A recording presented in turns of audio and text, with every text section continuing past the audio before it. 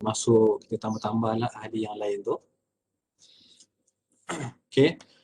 Bismillahirrahmanirrahim. Alhamdulillah. Wassalatu wassalamu ala rasulillah wa ala alihi wa sahbihi wa man walah. Rabbi syarah li sadri wa yassir li amri wahlul 'uqdatam min lisani yafqahu qawli, amma ba'd. InsyaAllah pada tengah hari ini lebih kurang dalam 45 minit ataupun 50 minit kita akan cuba untuk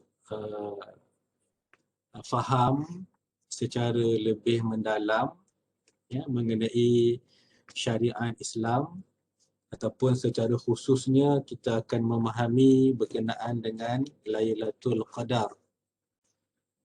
InsyaAllah saya akan cuba kupas, kita akan bincangkan Lailatul Qadar ini berdasarkan petunjuk hadis Nabi SAW,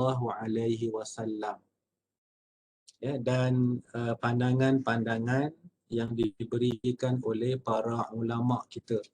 Jadi tajuk pada hari ini kita keluar sedikit lah, kita lari sedikit. Sebelum ni kita menggunakan kitab yang dikarang oleh Syekh Yusuf Ismail An-Nabhani.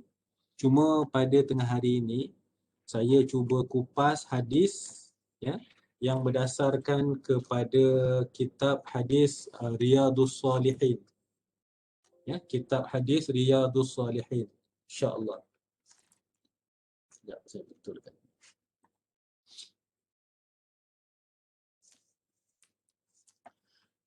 Okey, kalau kita tengok kepada peserta sekarang ni, rakan-rakan yang join grup ni, alhamdulillah semakin ramai. Okey. Baik, saya mulakan. Okey. Kalau kita lihat, kita nak bincang dengan Lailatul Qadar untuk kuliah pada tengah hari ini, saya menggunakan kitab hadis Sahih Al-Bukhari dalam bab yang bertajuk Fadli Lailatul Qadri. Kitab ataupun bab yang membincangkan berkenaan dengan Lailatul Qadar. Di dalam Sahih Al-Bukhari. Baik. Mungkin kita tak boleh cover semualah.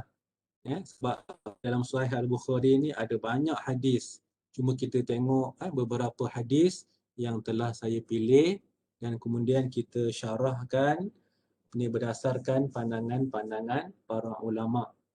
Baik. Yang pertama sekali, apabila kita membincangkan tentang Lailatul Qadar, maka tidak dapat tidak kita kena rujuk kepada firman Allah Subhanahu wa taala dalam surah Al-Qadar ayat 1 sehingga ayat 5. Allah Subhanahu wa taala berfirman, A'udzu billahi minasyaitonir rajim. Bismillahirrahmanirrahim. Inna anzalnahu fi lailatul qadr. Wa ma adraka ma lailatul qadr. Lailatul qadri khairum min alfi syahr. Tanazzalul malaikatu warruhu fiha bi'izni rabbihim min kulli amr. Salamun hiya hatta matla'il fajr. Kalau kita baca terjemahan dia, sesungguhnya kami telah menurunkan Al-Quran pada malam Al-Qadar.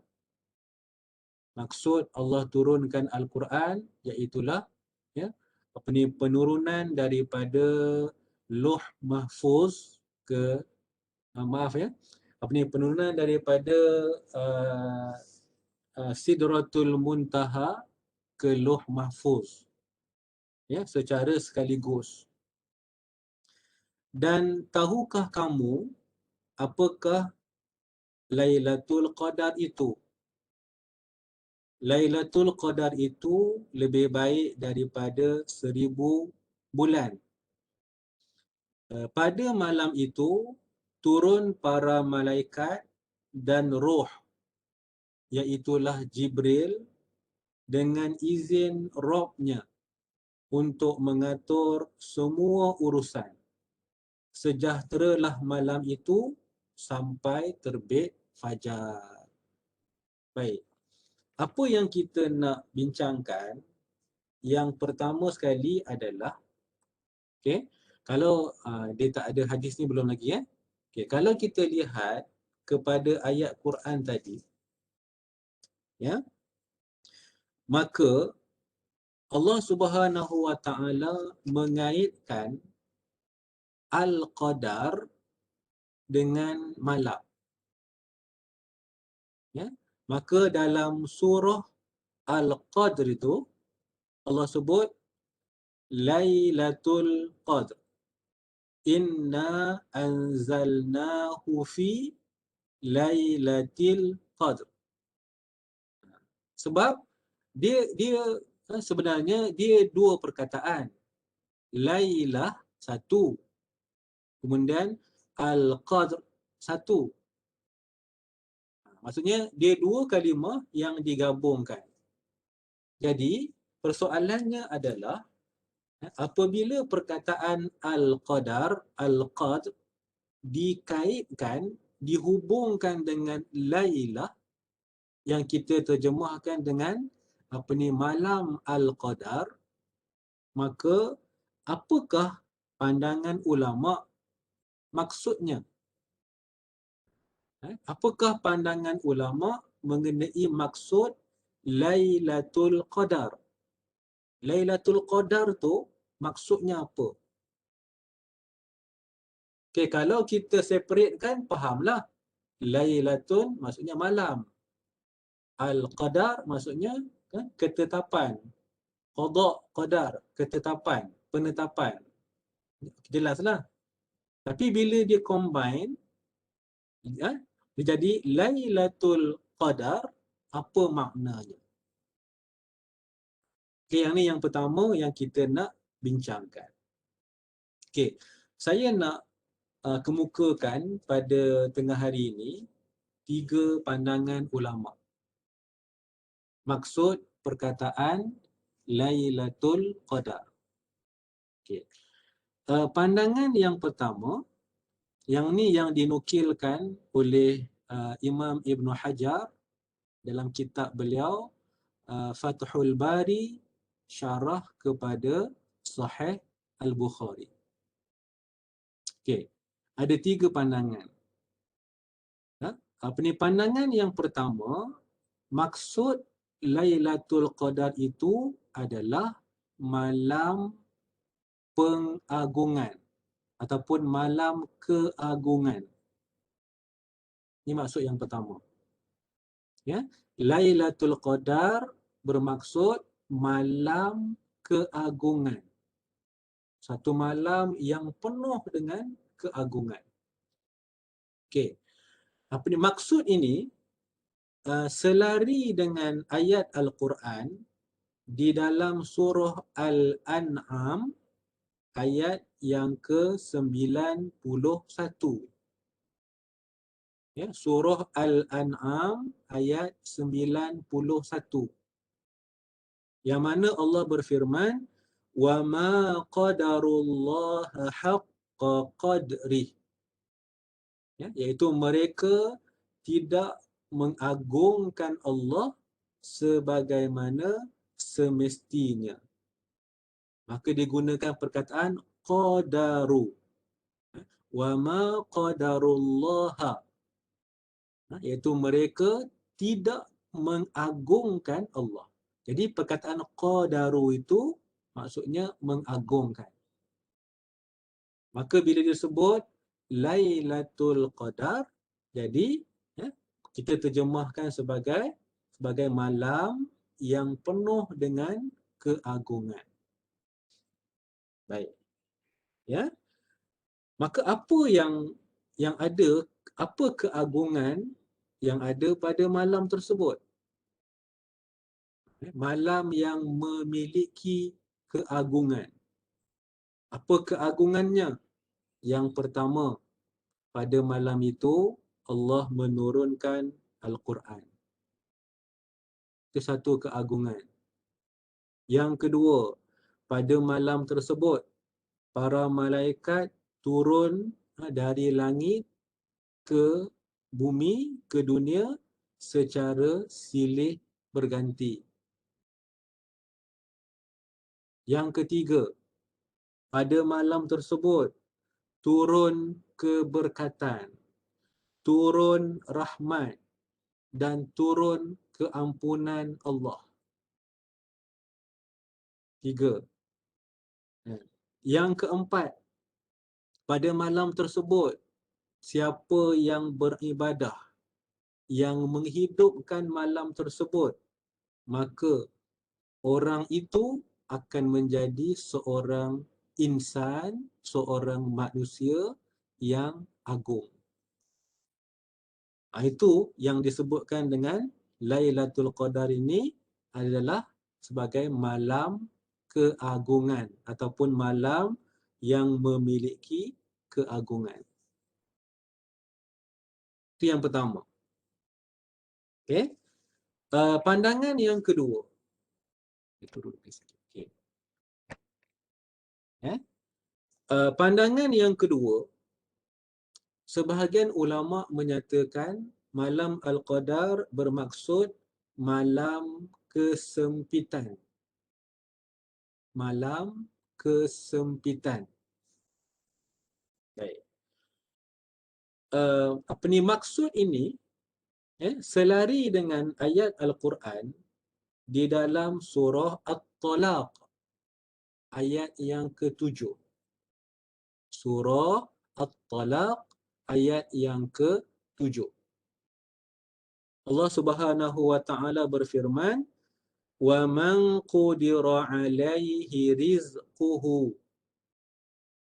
Dan orang yang disempitkan rezekinya, yang terbatas rezekinya. Allah menggunakan perkataan qudira. Jadi qudira ni maksudnya terbatas ataupun sempit. Maka para ulama menyatakan malam Al-Qadar, Lailatul Qadar bermaksud malam kesempitan. Maksudnya apa? Maksudnya kerana tidak diketahui bila berlakunya malam itu. Kita rasa sempit, kan? Kita tak tahu Lailatul Qadar ni bila berlakunya secara tepat. Maka disebut malam kesempitan. Ataupun sebahagian ulama berkata dinamakan malam kesempitan kerana pada malam tersebut bumi menjadi sempit akibat dipenuhi dengan para malaikat yang turun ke bumi. Cuma masalahnya adalah bukan masalah. Isunya adalah kita tak dibuka hijab. Kalau malam itu manusia dibuka hijab untuk melihat betapa banyaknya malaikat yang turun ke bumi, Allahu Akbar. Maka disebabkan banyaknya malaikat yang turun ke bumi pada malam itu, maka Lailatul Qadar disebut sebagai malam kesempitan. Ini pandangan yang kedua. Okey. Kita sambung dengan pandangan yang ketiga. Pandangan yang ketiga yang disokong oleh Imam An-Nawawi rahimahullahu ta'ala. Yang mana para ulama menyatakan Lailatul Qadar bermaksud malam ditetapkan semua perkara yang terjadi pada tahun tersebut. Malam yang ditetapkan. semua perkara yang terjadi pada tahun tersebut. Makna ini selari dengan firman Allah Subhanahu wa taala dalam surah Ad-Dukhan. Surah Ad-Dukhan ayat yang keempat. Allah Subhanahu wa taala berfirman, "Fiha yufraqu kullu amrin hakim." Pada malam itu dijelaskan segala urusan yang penuh hikmah. Jadi maksudnya sebagai muqaddimah, sebagai pengenalan ni, kita cuba faham apakah maksud Lailatul Qadar. Saya share tadi ada 3 makna. Okay? Yang pertama, Lailatul Qadar bermaksud malam pengagungan, malam yang memiliki keagungan. Yang kedua, Lailatul Qadar bermaksud malam kesempitan. Dan yang ketiga, Lailatul Qadar bermaksud malam yang ditetapkan semua perkara yang terjadi pada tahun tersebut. Tiga-tiga makna itu berdasarkan ayat Al-Quran yang telah saya berikan. Baik, ya. Tuan-tuan dan puan-puan yang dihormati sekalian, okey. Alhamdulillah dah semakin ramai sahabat-sahabat yang join program ini. Yang bahagia Prof Rektor pun ada sama sekali. Ahlan wa sahlan Prof. Okey. Baik, kita tengok. Saya tak nak huraikan lagi secara, kita kata, secara semantik dari segi bahasa lah. Kalau kita tengok secara semantik ni kan, semantik dari segi bahasa ni, ada para ulama bahaskan. Apa ni, kenapa di dalam Al-Quran huruf dal, Al-Qadr, dal itu dimatikan, disukunkan. Sebab apa tidak difathahkan Al-Qadar, kan? Tetapi disebut Al-Qadr. Okey. Sebab apa dia sebut Al-Qadr? Itu antara contohlah. Okey. Saya rasa kita tak ada masa untuk nak bincang yang tu. Baik. Tuan-tuan dan puan-puan yang dihormati sekalian, kalau kita rujuk kepada hadis yang pertama pada pagi ini ataupun pada tengah hari ini, saya bawa semua hadis yang kita nak bincang tengah hari ini adalah hadis yang diriwayatkan oleh Imam Al-Bukhari. Okey, hadis yang pertama berbunyi, An Abi Hurairah radhiyallahu anhu anin Nabiyyi sallallahu alaihi wasallam qala, Man shoma Ramadhana imanan wahtisaban ghufira lahu ma taqaddama min dhanbihi wa man qama lailatal qadri imanan wahtisaban ghufira lahu ma taqaddama min dhanbihi. Cuba tengok tuan-tuan, hadis ni pun ya, apa digunakan perkataan Lailatul Qadri. Huruf dal ni dimatikan. So kenapa tak Lailatul Qadari? Itu ada perbahasan yang panjang lebar. Saya tak berniat untuk nak bahaskan pada tengah hari ini. Okey, maksud hadis ni, Nabi SAW bersabda, barang siapa yang melaksanakan puasa Ramadan kerana iman kepada Allah dan mengharapkan pahala, maka akan diampuni dosa-dosa yang telah dikerjakannya. Okey, ini kita dah faham. Alhamdulillah. Baik. Tengok ke section yang kedua. Ya, wa man qama. Dan barang siapa yang menegakkan Lailatul Qadar kerana iman kepada Allah dan mengharapkan pahalanya, maka akan diampuni dosa-dosa yang telah dikerjakan. Baik. Apakah maksud perkataan waman qama? Qama ni maksudnya siapa yang qama, qiyam, yang berdiri, yang bangun. Siapa yang berdiri, siapa yang bangun pada malam Al-Qadar. Dan dia bangun, dia berdiri itu imanan wahtisaban. Atas dasar keyakinan keimanan dia dan pengharapan mudah-mudahan Allah akan memberikan pahala. Maksud perkataan qama di sini menurut Ibnu Hajar Al-Asqalani, qama di sini adalah orang yang bangun untuk solat pada malam Al-Qadar. Jadi pada malam Al-Qadar ni apa yang lebih baik untuk kita buat? Maka jawapannya amalan yang afdal adalah qiyam. Qiyam tu apa? Sembahyang.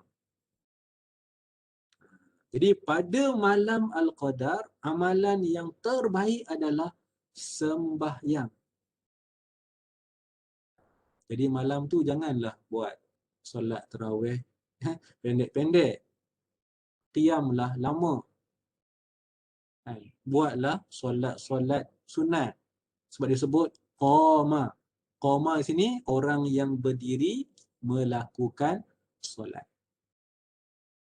Jadi hadis ini memberikan petunjuk kepada kita apakah amalan yang baik, yang afdal kita buat, iaitulah qiyam. Apa maksud qiyam? Kita mendirikan solat. Solat dia bermula daripada maghrib, solat berjamaah, isyak, solat berjamaah, pahala yang banyak, diikuti dengan solat tarawih, diikuti dengan solat witir. Jadi pada malam hidupkan yang itu. Baik, satu.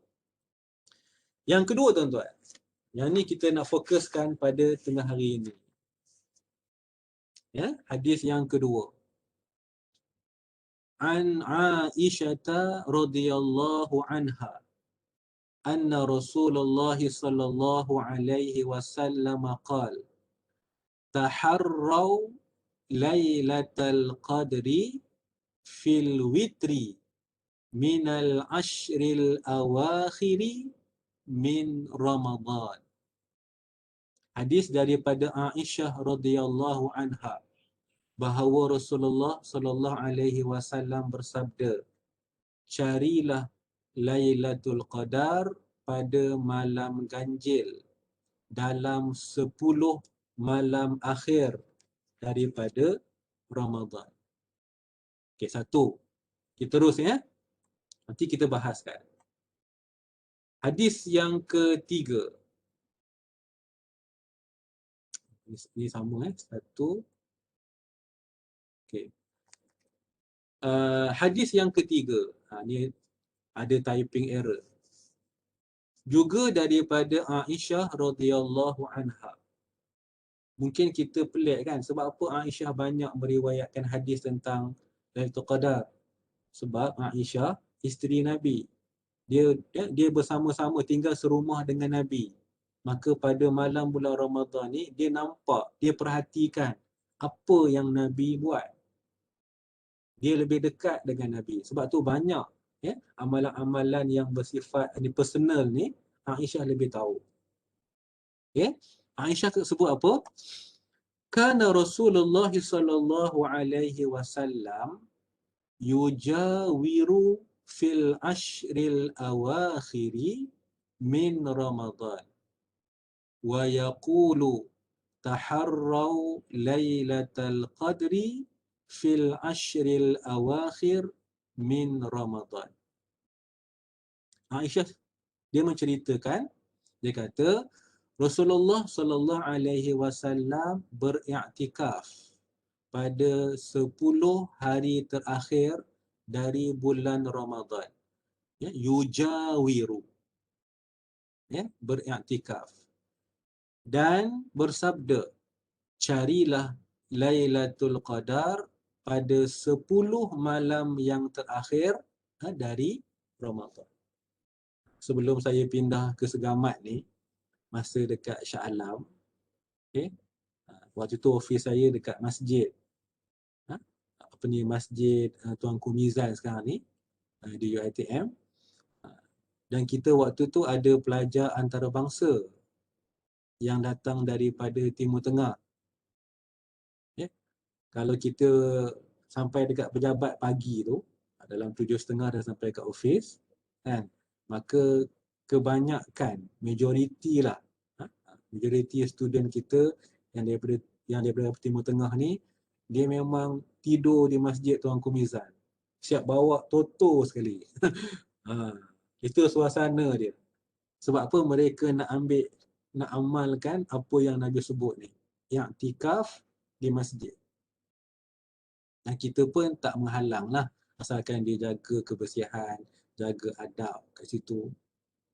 Itu student daripada Timur Tengah, kan. Lepas tu saya pindah dekat ni, saya pun tak tahulah macam mana situasi yang berlaku.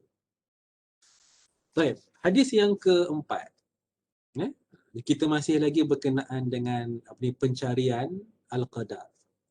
Okay. Hadis ini telah diriwayatkan daripada Ibnu Abbas. An Ibni Abbasin radhiyallahu anhuma anna an-nabiyya sallallahu alaihi wasallam qala iltamisuha fil ashril awakhiri min Ramadan lailatal qadri fi tasi'atin tabqa fi sabi'atin tabqa fi khamisatin tabqa taba'ahu Abdul Wahab. Ini tak adalah, ya, sampai dekat sini tabqa, iaitu daripada kan Aisyah, daripada Ibnu Abbas radhiyallahu anhuma, ya. Dia kata bahawa Nabi SAW bersabda, carilah Lailatul Qadar pada 10 malam akhir dari bulan Ramadan, pada sisa malam 9. Okay? Yang ada baki lagi 9 malam. Kemudian pada yang ke-7 dan yang ke-5.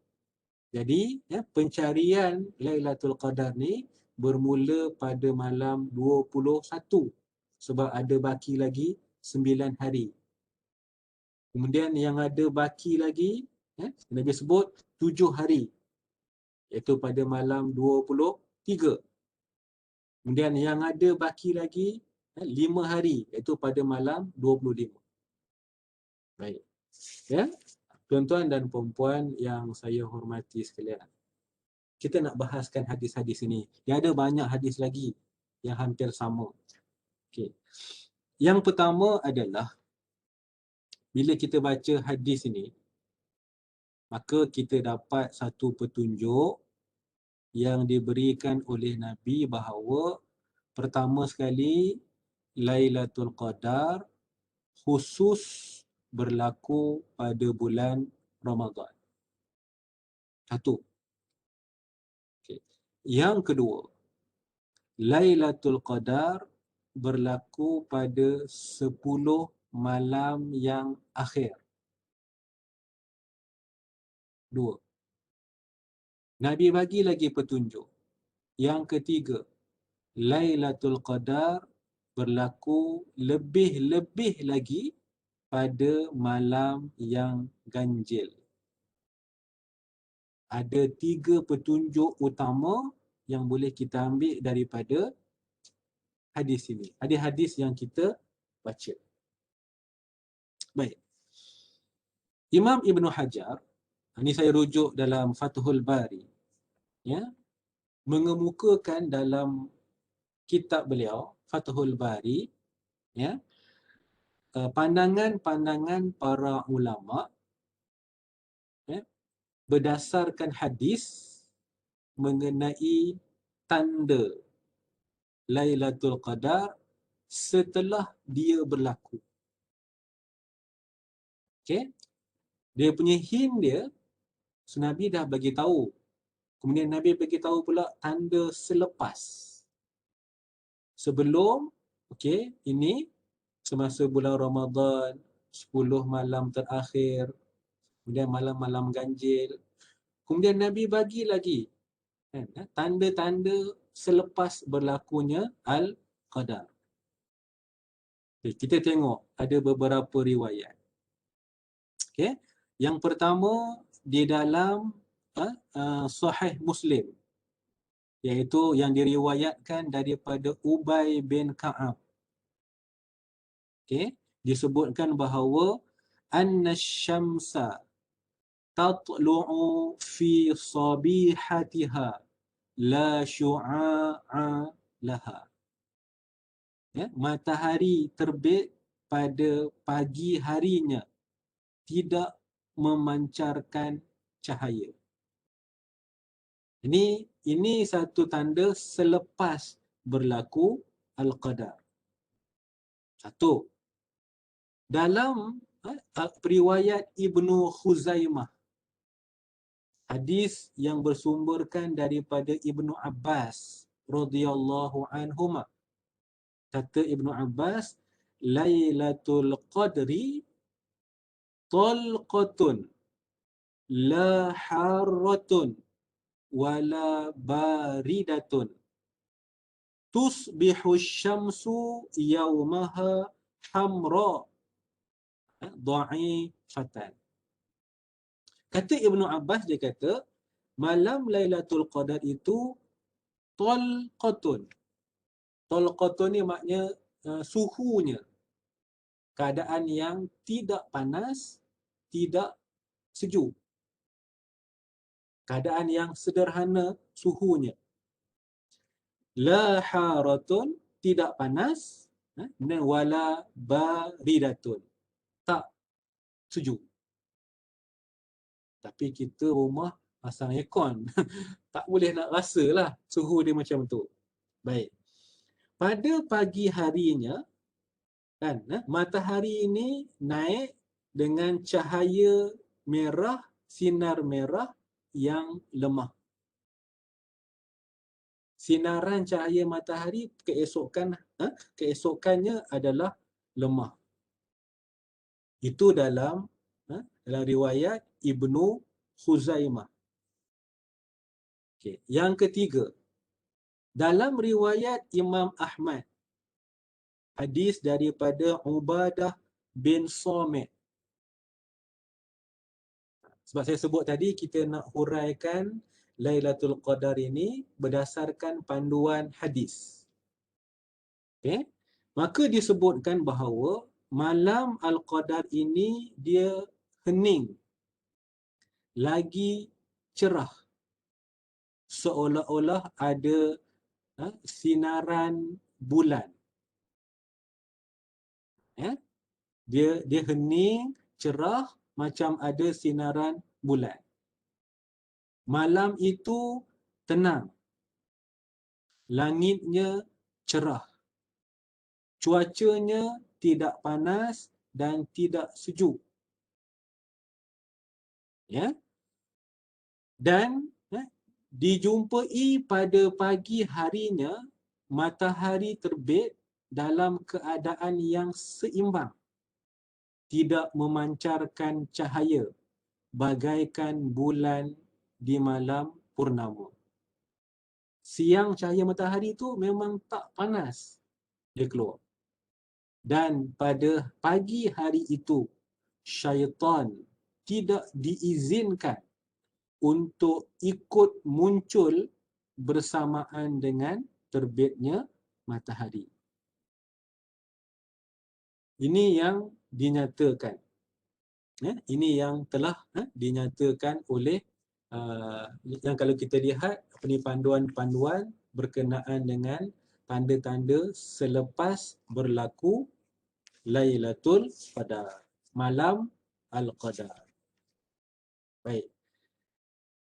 Tuan-tuan dan puan-puan yang dihormati sekalian, bila saya tengok dalam yang ditulis oleh Imam Ibn Hajar ni mengenai pandangan para ulama tentang bila berlaku Al-Qadar ni, kan, saya rasa Allahu Akbar, sangat dahsyat. Yang mana Imam Ibn Hajar mengumpulkan 46 pandangan para ulama berkenaan dengan malam Al-Qadar. Ada 46. Okey, saya baca ambil mungkin dalam 2-3 lah. Kalau baca 46 memang tak ada masa. Okey, yang pertama kita ambil pandangan yang diberikan oleh Al-Fakihani. Dia kata Lailatul Qadar hanya terjadi 1 tahun, iaitu semasa zaman Rasulullah sahaja. Ini pandangan para ulama. Contoh. Yang kedua, iaitu pandangan yang diberikan oleh sebahagian ulama mazhab Maliki dan juga sebahagian ulama mazhab Syafi'i. Mereka menyebut bahawa Lailatul Qadar hanya dikhususkan kepada umat Nabi Muhammad sallallahu alaihi wasallam. Pandangan yang seterusnya, yang ni popular di kalangan ulama mazhab Hanafi. Mereka kata Lailatul Qadar berlaku sepanjang tahun. Sepanjang tahun ada Lailatul Qadar. Kemudian Imam Ibn Hajar dia bawa lagi pada pandangan yang berikutnya yang menyebutkan bahawa Lailatul Qadar hanya khusus dia berlaku pada bulan Ramadan dan dia berlaku pada keseluruhan malamnya. Keseluruhan malam. Ada juga pandangan para sahabat yang menyatakan bahawa Lailatul Qadar berlaku pada malam pertama bulan Ramadan. Ada pandangan yang menyatakan bahawa Lailatul Qadar berlaku pada malam pertengahan Ramadan. Ada pandangan ulama menyatakan Al-Qadar ini berlaku pada malam 17. Sampai seterusnya lah. Ada sampai 46 pandangan. Cuma saya nak baca, saya nak ambil yang disimpulkan. Yang 46 pandangan banyak-banyak tu, kita ambil kesimpulan. Kesimpulan yang pertama, menurut Imam Ibn Hajar, katanya adalah daripada 46 pandangan tadi, yang paling kuat adalah Lailatul Qadar berlaku pada malam-malam ganjil dalam 10 malam terakhir. Itu kesimpulan daripada Imam Ibn Hajar. Dan Lailatul Qadar itu berpindah dari malam ke malam yang lain. Ini kesimpulan yang beliau berikan. Dia berpindah. Katakan tahun ni dia berlaku pada malam 21. Tahun depan akan berpindah ke malam yang lain. Itu kesimpulan yang dibuat oleh Imam Ibn Hajar. Baik. Sementara para ulama berbeza pandangan, adakah tanda-tanda khusus untuk orang yang mendapat Lailatul Qadar ataupun tidak? Okay, seorang yang dapat Lailatul Qadar ni, dia perlu ke dia nampak tanda yang khusus ataupun tak perlu nampak tanda yang khusus? Jadi di sini para ulama berbeza pandangan. Okay. Yang pertama, ada yang menyatakan bahawa tandanya adalah orang yang mendapat Lailatul Qadar itu melihat segala sesuatu sedang sujud. Itu pandangan pandangan ulama. Ada sebagian ulama kata orang yang mendapat Lailatul Qadar ini dia akan nampak cahaya di setiap tempat. Hatta di tempat yang gelap. Dia nampak cahaya. Saya baru ni ada seorang sahabat hantar video seorang lelaki. Ini yang diambil daripada CCTV sebuah surau. Seorang lelaki ni dalam pukul 3:30 pagi lebih kurang, dia solat malam lah, sehingga solat malam di surau itu. Tiba-tiba dia punya badan dia tu CCTV capture bercahaya dekat badan dia. Bercahaya, tapi saya kata ini kena tanya dengan pakar lah. Kena semak dulu orang yang expert dalam bidang ni, kaji dulu sama ada dia dibuat ke ataupun sebagaimana. Sepanjang dia solat tu memang tubuhnya bercahaya. Sampailah dia bagi salam, dia balik. Semasa pergerakan balik tu pun CCTV memang capture, memang tubuh dia bercahaya. Sama ada benar ataupun tidak, wallahu a'lam. Kita tak tahu. Kena dapatkan ini pandangan daripada pakar isu itu. Okey, dua. Yang ketiga, sebahagian ulama menyatakan orang yang mendapat Lailatul Qadar dapat mendengar ucapan salam ataupun sapaan dari para malaikat. Dan yang keempat, sebahagian ulama menyatakan tanda orang tu dapat Lailatul Qadar adalah doanya dimakbulkan Allah Ta'ala. Ini antara pandangan para ulama mengenai tanda orang yang mendapat Lailatul Qadar. Kemudian Imam At-Tabari, ulama yang hebat dalam bidang tafsir. Imam At-Tabari, dia bagi komentar. Apa kata dia? Dia kata tanda-tanda yang disebutkan oleh para ulama tadi bukanlah suatu kemestian. Tak semestinya orang yang dapat Lailatul Qadar dia dapat tanda-tanda itu. Tidak semestinya. Tak dapat tanda pun orang itu boleh mendapat Lailatul Qadar. Jadi kebanyakan ulama berpegang kepada pandangan Imam At-Tabari ini. Baik. Persoalan lain. Ini persoalan yang menarik, tuan-tuan. Ya. Baik. Ya. Apakah pahala Lailatul Qadar diperolehi oleh orang yang kebetulan beribadat pada malam tu, sekalipun dia tak tahu pada malam itu adalah Lailatul Qadar? Pahala orang yang beribadat pada malam tu dia dapat tak? Ataupun pahala Lailatul Qadar ni yang kata beribadah 1000 bulan ni hanya diperolehi oleh orang yang tahu dia dapat Lailatul Qadar sahaja.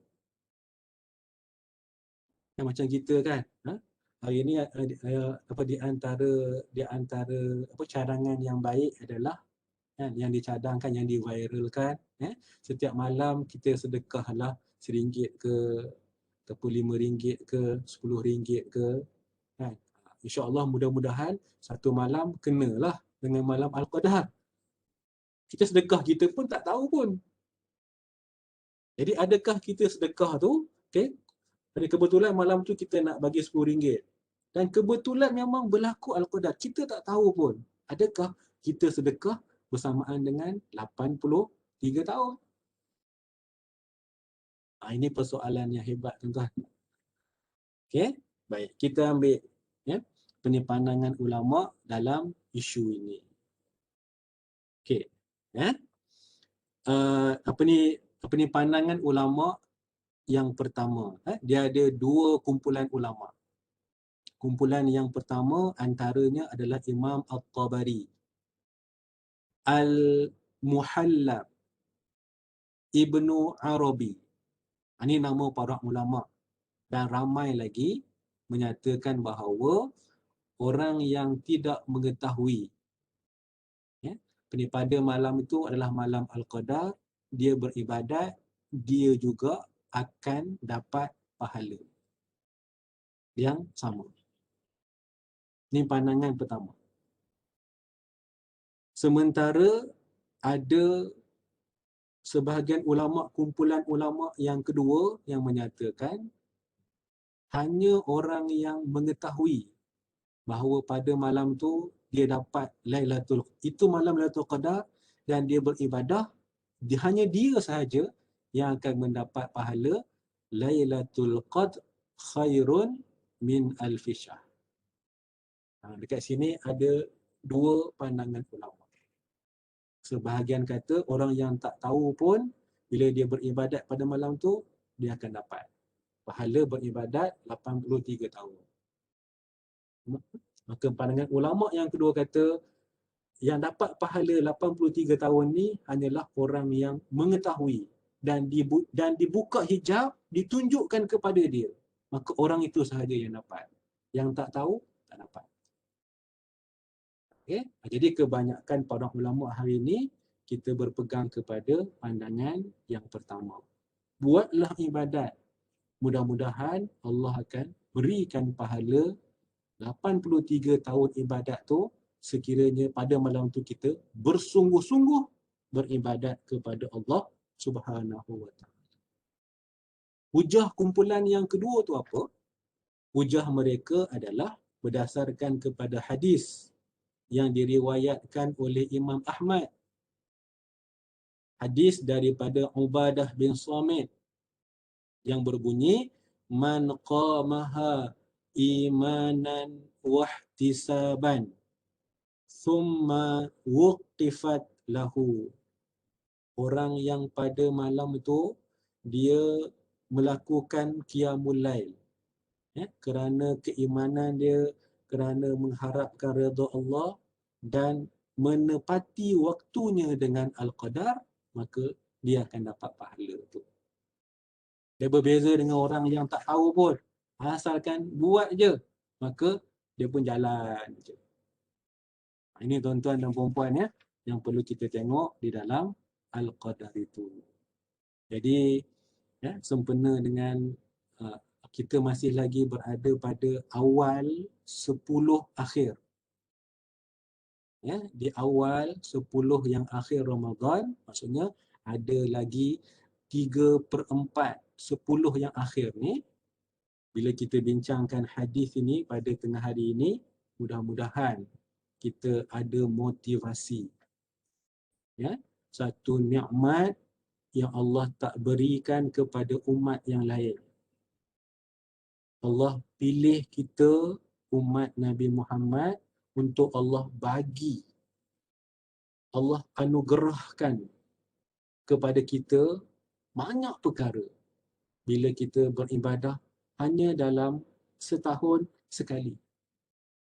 Maka dalam masa lebih kurang 3/4 10 yang akhir ni, maka marilah kita berdoa kepada Allah supaya Allah bagi kekuatan kepada kita. Allah tetapkan iman kita untuk kita tetap istiqamah ibadah pada malam tu dan minta doa dengan Allah, doa sungguh-sungguh supaya Allah Subhanahu wa taala pertemukan kita dengan Lailatul Qadar. Doa di bulan Ramadan adalah mustajab. Semasa kita berpuasa, sebelum buka puasa, minta dengan Allah Ta'ala. Kan kita nak buka puasa duduk dengan ahli keluarga kan. Dia janganlah main handphone pula waktu tu. Anak-anak main game PUBG. Mak ayah sibuk dengan Facebook. Tak jadi. Ada masa 5 minit sebelum berbuka puasa tu, itu antara waktu yang mustajab doa. Kan? Jadi pada waktu tu, angkat tangan, minta doa dengan Allah, doa yang berbentuk dunia, doa yang berbentuk akhirat. Masukkan juga doa tu supaya Allah pertemukan dengan malam Al-Qadar. Yakinlah, insya-Allah, kan, selain doa, amal ibadat betul-betul, insya-Allah Allah akan bagi petunjuk kepada kita. Ya, dan satu ganjaran yang tak boleh ditandingi oleh apa-apa yang ada dekat dunia ni, iaitulah pahala beribadat 83 tahun. Umur kita pun belum tentu sampai ke panjang itu. Jadi itulah, ya, mudah-mudahan sedikit perkongsian pada tengah hari ini, insya-Allah kita sama-sama mendapat manfaat. Ada soalan ke sebelum kita tamatkan? Kita ada masa lebih kurang lagi 3-4 minit. Tak ada Semua diam. As-sukut alamatur ridha. Diam tandanya setuju, faham, alhamdulillah. InsyaAllah mudah-mudahan Allah bagi kebaikan kepada kita. Baik, saya rasa sampai di situ saja untuk tengah hari ini. Mungkin minggu depan tak adalah kuliah. Saya ingat nak cerita pasal Syawal, ya, sambutan Aidilfitri yang berdasarkan kepada petunjuk Nabi SAW. Tapi rasanya mungkin semua dah sibuk. Masing-masing dah nak gantung lansir baru, kan, nak sibuk buat persiapan. InsyaAllah kita tangguhkanlah. Ini kita sambung balik selepas daripada Aidilfitri, insyaAllah. Baik, saya rasa itu saja kuliah untuk tengah hari ini. Mudah-mudahan ada kebaikan kepada kita, sedikit perkongsian ilmu ini. Aqulu qawli hadza wa astaghfirullahal azim li wa lakum. Wassalamualaikum warahmatullahi wabarakatuh. Waalaikumsalam. Jazakallah khairan.